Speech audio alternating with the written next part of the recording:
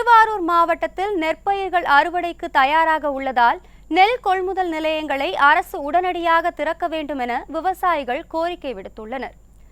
நன்னிலம், குடவாசல், வலங்கைமான் உள்ளிட்ட பகுதிகளில் ஆயிரக்கணக்கான ஏக்கர் பரப்பளவில் சம்பா தாளடி நெல் சாகுபடி செய்யப்பட்டுள்ளது.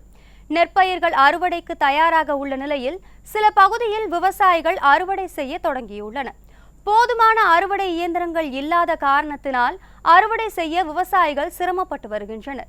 எனவே மாவட்ட வேளாண்மை பொறியியல் துறை மூலம் கூடுதல் அறுவடை இயந்திரங்களை குறைந்த வாடகைக்கு வழங்க அரசு நடவடிக்கை எடுக்க வேண்டும் எனவும், அறுவடை செய்யப்படும் நெல்லை உடனடியாக கொள்முதல் செய்ய அரசு நேரடி நெல் கொள்முதல் நிலையங்களை திறக்க வேண்டும் எனவும் விவசாயிகள் கோரிக்கை விடுத்துள்ளனர்.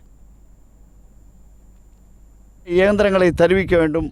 அதை வேளாண் பொறியியல் துறை மூலமாக தெரிவித்து அவர்கள் கட்டுப்பாட்டில் வைத்து கொண்டு அறுவடை செய்தால்தான் விவசாயிகளுக்கு நியாயமான முறையில் அந்த அறுவடை இயந்திரங்கள் கிடைக்கும். அதை அரசாங்கம் கருத்தில் கொள்ள வேண்டும்.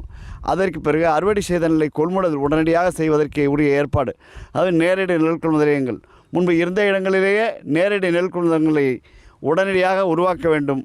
அதற்கு இப்படியெல்லாம் நிபந்தனை போடாமல் விவசாயிகள் கொண்டு போகிற நெல்லை உடனடியாக கொள்முதல் செய்து கொள்ள வேண்டும்.